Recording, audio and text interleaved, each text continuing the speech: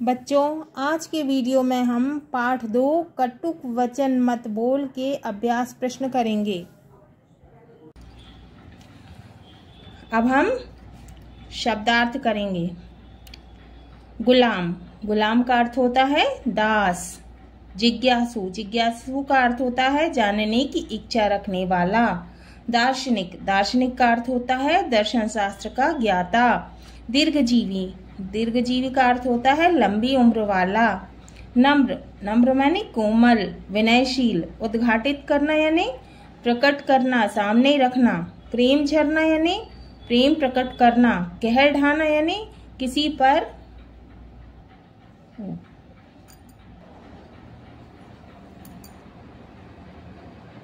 परिणित होना यानी परिवर्तित होना, बदलना। श्रवण मार्ग होई यानी कानों के रास्ते से होकर।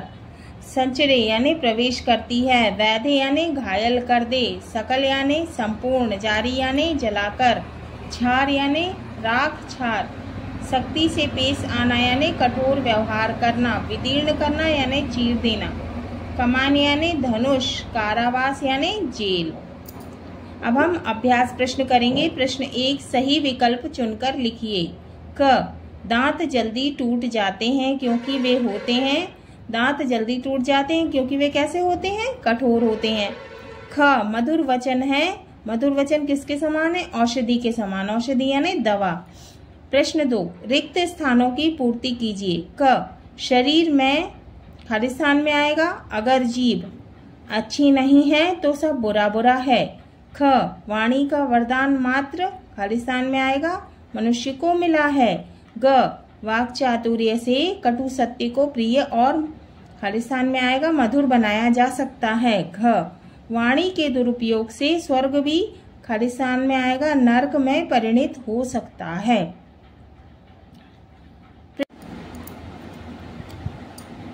प्रश्न 3, 1 या 2 वाक्यों में उत्तर दीजिए। अब अपन को 1 या 2 वाक्यों में उत्तर लिखना है। क, मालिक ने लुकमान की बुद्धिमानी की परीक्षा किस प्रकार ली? हाँ, तो जो मालिक था उसने लुकमान की बुद्धिमानी की परीक्षा ली। वह किस प्रकार ली? उत्तर है, मालिक ने लुकमान की बुद्धिमानी की परीक्षा जीभ संबंधी कुछ प्रश्न पूछ कर ली। तो मालिक ने लुकमान से उसकी बुद्धिमानी, बुद्धि की परीक्षा जीभ संबंधी कुछ प्रश्न पूछ कर ली। अब अपन खा को हल करेंगे। ख, जिज्ञासु ने कन्फ्यूशियस से क्या प्रश्न किया? कन्फ्यूशियस जो था वो एक दार्शनिक था, तो जिज्ञासु ने कन्फ्यूशियस से प्रश्न किया। अब अपन को ये बताना है कि क्या प्रश्न किया है। उत्तर, जिज्ञासु ने कन्फ्यूशियस से यह प्रश्न किया कि दीर्घजीवी कौन होता है।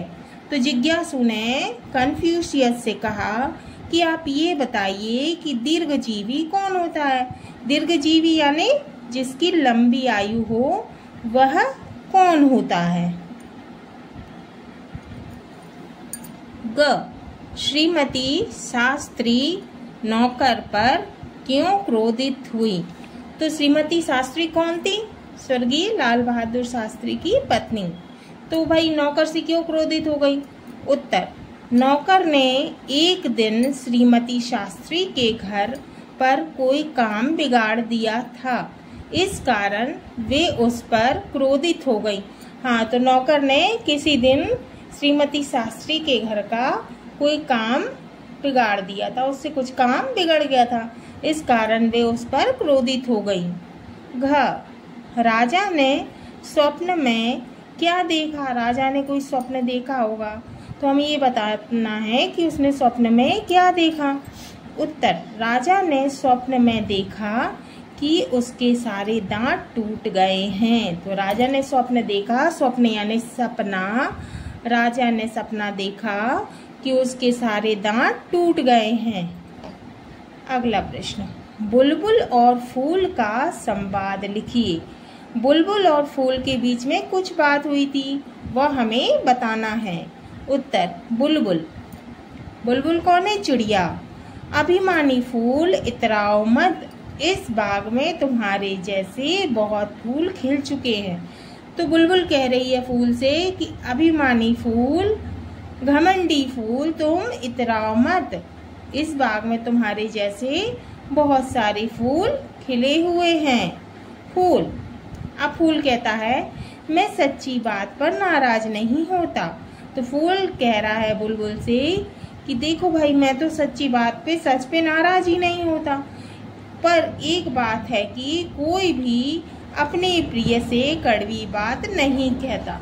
मतलब कि वो कहने लगा कि कोई भी अपने प्यारे व्यक्ति से कड़वी बात नहीं कहता है। निम्नलिखित शब्दों की शुद्ध वर्तनी लिखिए। अब अपन को वर्तनी को शुद्ध लिखना है। जिज्ञासु, जिज्ञासु, इसमें आधा गा लगा हुआ है ना। अपन को इसको शुद्ध करना है तो अपन लिखेंगे जिज्ञासु, ज्ञानी का, जिज्ञासु। दार्शनिक, अपन को इसको सही करना है तो अपन इसको लिखेंगे दार्श, सामने रा लगा हुआ है ऊपर, दार्श, रा की रेफ लगी हुई है। दार्शनिक, दार्शनिक। हृदय, हृदय लिखा हुआ है, हाँ में छोटी की मात्रा है, हृदय। अपन को इसको सही करना है तो हाँ में अपन नीचे रा लगा देंगे तो हृदय, हृदय हो जाएगा। प्रशंसा, प्रशंसा, इसको ही सही करना है। शा में अम की बिंदी लगी हुई है और शा, प्रशंसा।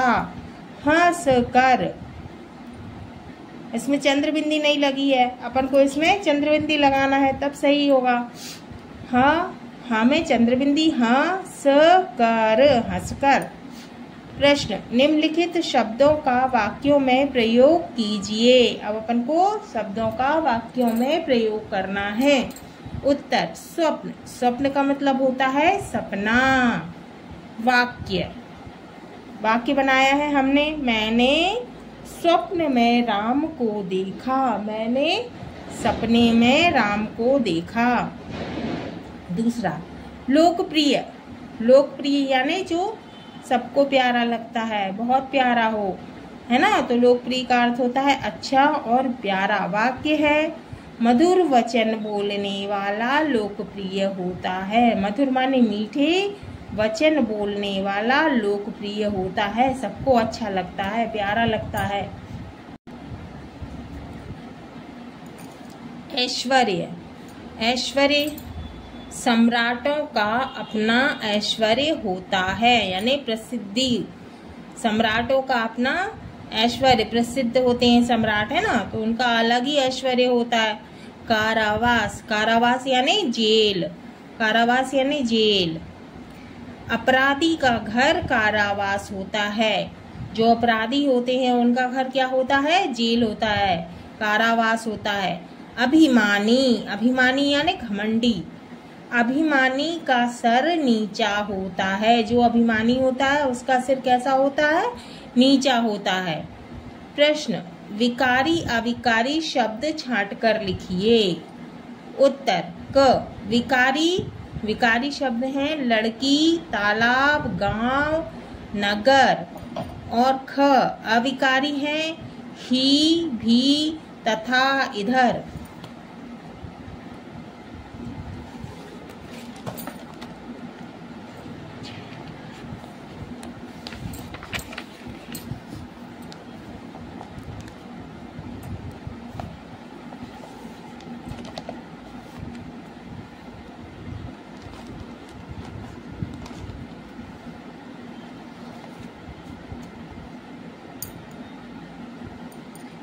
ख, जिन शब्दों में लिंग, वचन और कारक के द्वारा कोई परिवर्तन नहीं होता, अर्थात जिनका रूप एक सा रहता है, उन्हें अविकारी शब्द कहते हैं। जैसे यहाँ, वहाँ, प्रतिदिन, परंतु, भी, ही, आज आदि। ये शब्द क्या है? ये शब्द क्या है? अविकारी शब्द। कौन से शब्द हैं ये? अविकारी शब्द। 3 से 5 वाक्यों में उत्तर लिखिए। अब हमें क्या करना है? 3 से 5 वाक्यों में उत्तर लिखना है। क, लुकमान ने अपने मालिक के दोनों प्रश्नों के उत्तर में जी भी क्यों कहा? अब जो लुकमान था उससे मालिक ने कितने प्रश्न पूछे थे? 2 प्रश्न पूछे थे, लेकिन दोनों का उत्तर उसने जी भी क्यों दिया? उत्तर, लुकमान ने अपने मालिक के दोनों प्रश्नों के उत्तर में जीभ ही इसीलिए कहा है कि शरीर में अगर जीभ अच्छी नहीं है तो सब बुरा ही बुरा है। जीभ के ही कारण सारी बुराई भलाई है। यानी कि यदि हमने अच्छा नहीं बोला तो सब बुरा ही बुरा होगा। जीभ ने यदि अच्छा नहीं बोला तो बुरा ही बुरा होगा, और यदि जीभ अच्छा बोलेगी तो अच्छा ही अच्छा होगा। इसीलिए लुकमान ने मालिक के दोनों प्रश्नों के उत्तर में जीभ ही कहा। प्रश्न ख, जो नम्र होता है वही अधिक समय तक जीता है। एक उदाहरण देकर समझाइए।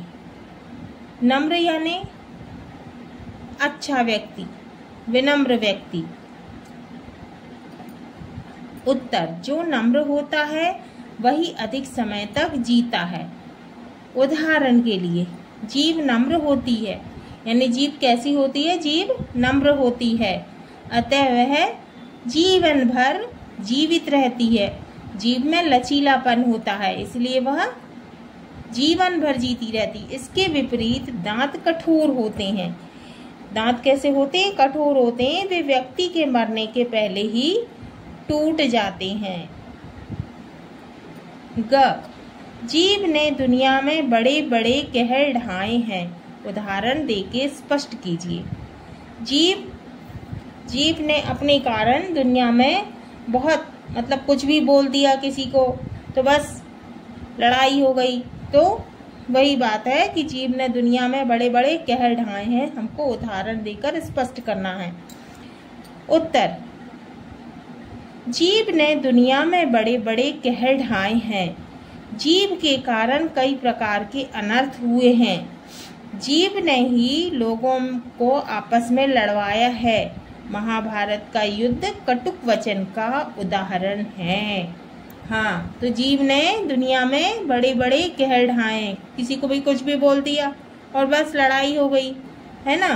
तो यही कारण है कि बुरे बोल से बड़ी बड़ी लड़ाइयाँ तक हो जाती हैं, जैसे कि महाभारत का युद्ध हुआ था। घ, वाणी तो हम सभी को मिली हुई है, परंतु बोलना किसी किसी को ही आता है। भाव स्पष्ट कीजिए। हाँ, तो सभी व्यक्ति को वाणी का वरदान मिला है, लेकिन कुछ ही व्यक्ति अच्छा बोल पाते हैं। सत्य भी बोलते हैं तो ऐसा बोलते हैं, कड़वा सत्य बोलते हैं तो ऐसा बोलते हैं कि किसी को बुरा ना लगे और वे अपना सत्य भी बोल दे। तो हमें यही भाव को स्पष्ट करना है। उत्तर, वाणी सभी मनुष्यों को मिली है, परंतु मधुर, विनम्र और हितकारी वचन बोलना सबको नहीं आता। हाँ, तो वही है कि वाणी का वरदान तो सभी को मिला है, लेकिन कोई कोई ही मधुर माने मीठा, विनम्र माने अच्छा, हितकारी वचन बोलता है। सबको मीठा बोलना नहीं आता। कुछ समझदार मनुष्य ही मधुर विनम्र वचन बोलते हैं। ऐसे ही व्यक्ति समाज में सम्मान प्राप्त करते हैं। जो व्यक्ति अच्छा बोलेगा वही समाज में सम्मान प्राप्त करेगा। अगला प्रश्न, कटुक वचन मत बोल पाठ से हमें क्या शिक्षा मिलती है? तो कटुक यानी कड़वा, कड़वा वचन, कड़वा वचन मत बोल। हमें कैसे वचन बोलना है? कड़वा वचन नहीं बोलना है। कटुक वचन मत बोल पाठ से हमें क्या शिक्षा मिलती है?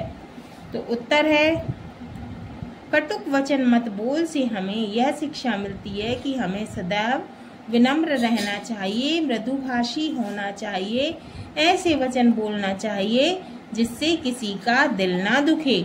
तो हमें कड़वे वचन नहीं बोलना है, हमें हमेशा मीठी वाणी बोलना है और ऐसा बोलना है कि किसी का दिल नहीं दुखे। सोचिए और बताइए। क 3 इंच की जीभ 6 फुट के आदमी को मार सकती है, कैसे? उत्तर, व्यक्ति की जीभ होती तो छोटी है। कितनी होती है? छोटी सी होती है। लंबाई की दृष्टि से 3 इंच की होती है, 3 इंच की होती है, जरा सी छोटी सी। कड़वी जीभ 6 फुट लंबे, इतने बड़े 6 फुट लंबे आदमी को घायल कर सकती है और उसके हृदय को पीड़ा पहुंचा सकती है, माने हृदय को दुखी कर सकती है। ख, किसी का हृदय कटु वाणी से दुखी नहीं करना चाहिए। हाँ, तो किसी का हृदय, दिल, कटु माने कड़वी वाणी से दुखी नहीं करना चाहिए। उत्तर, कटु यानी कड़वी वाणी से हमारा मित्र यानी दोस्त भी, हमारा दोस्त भी शत्रु यानी दुश्मन बन सकता है, एवं मीठी वाणी से शत्रु मित्र बन जाता है। हमें मीठी वाणी से शत्रु भी, हमारी मीठी वाणी से शत्रु भी मित्र माने दोस्त बन सकता है। अतएव हमें कटु वाणी से किसी का हृदय दुखी नहीं करना चाहिए। कठोर भाषा से, कठोर बोली से, कड़वी बोली से हमें किसी के भी दिल को दुखी नहीं करना चाहिए।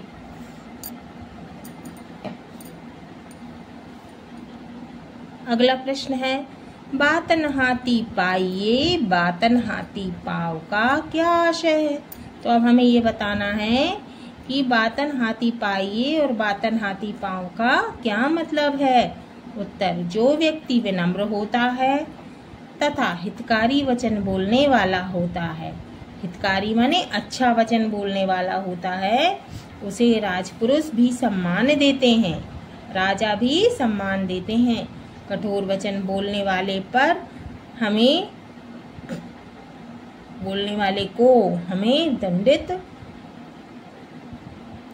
भी होना पड़ता है। हाँ, तो जो कठोर वचन बोलेंगे वो तो दंडित होंगे ही।